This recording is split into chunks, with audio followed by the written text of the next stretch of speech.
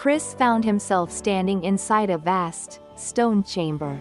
High above them, the domed ceiling was painted with intricate, shifting patterns that looked as though one were gazing into a kaleidoscope.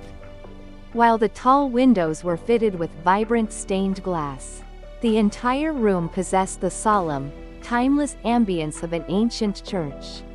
Though there were no visible light fixtures, the space was washed in a soft, ample luminescence.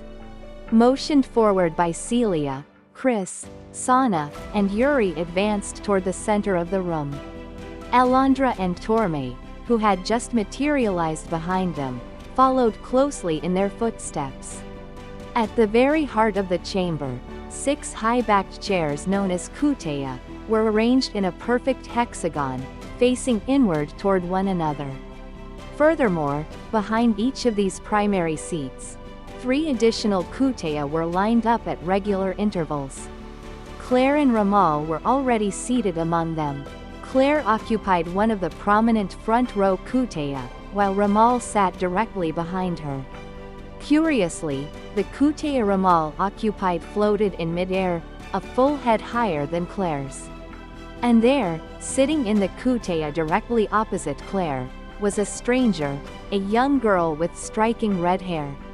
The red-haired girl shifted timidly in her seat, offering a small, hesitant bow as Chris and his companions approached. Behind her, sat a boy with snow-white hair. Behind him was a woman, and furthest back sat a man who carried a weathered, elderly air. The 3 kuteya behind the girl rose in a tiered arrangement, each one floating a step higher than the last. Prompted by Celia, Chris took his place in the kuteya to the left of Claire. Following behind him, Sana, Yuri, and Alondra filled the seats stacked in his row.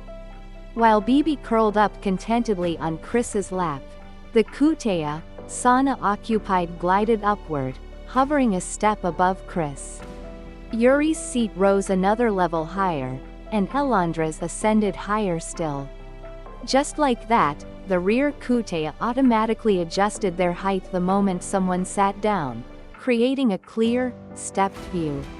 Oh, it looks like if you think about wanting to get down, it lowers you back down.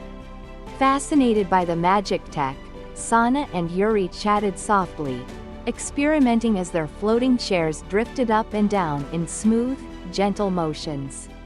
Once everyone was seated, a flash of light erupted from a different teleportation circle across the room, welcoming 3 new arrivals. 2 tall, slender men and a woman with vibrant purple hair stepped into the chamber. They moved in unison and took their places in the row of kuteya directly diagonal to Chris.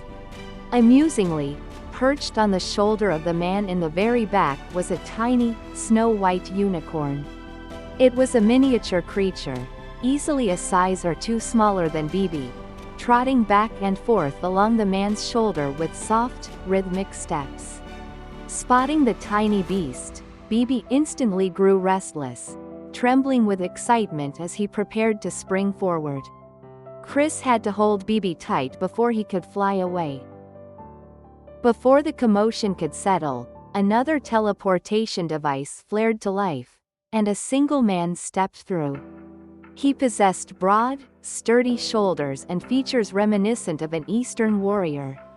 Coiled loosely around his neck was a massive serpent, a striking beast of crimson and gold, boasting 3 piercing eyes. At the sight of the giant snake, Bib's excitement vanished, replaced by a low, defensive growl. Ignoring the tension, the broad-shouldered man dropped heavily into the kuteya directly to Claire's right. Finally, Torme stepped forward. He approached the last remaining empty row next to Chris, stopped beside the front row kuteya, and offered a deep, formal bow to the assembled gathering.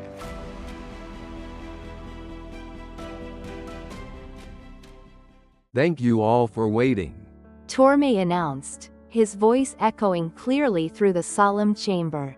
Without further ado, I would like to open this council to discuss our search for the Ventus crystal. I look forward to working alongside each of you. With that, Torme offered another deep, respectful bow. As he finally took his seat in the vacant kutea, he looked around at the assembled faces and added with a warm, diplomatic smile. Before we dive into the logistics, however, since we have such an extraordinary gathering today, why don't we begin with a round of brief introductions?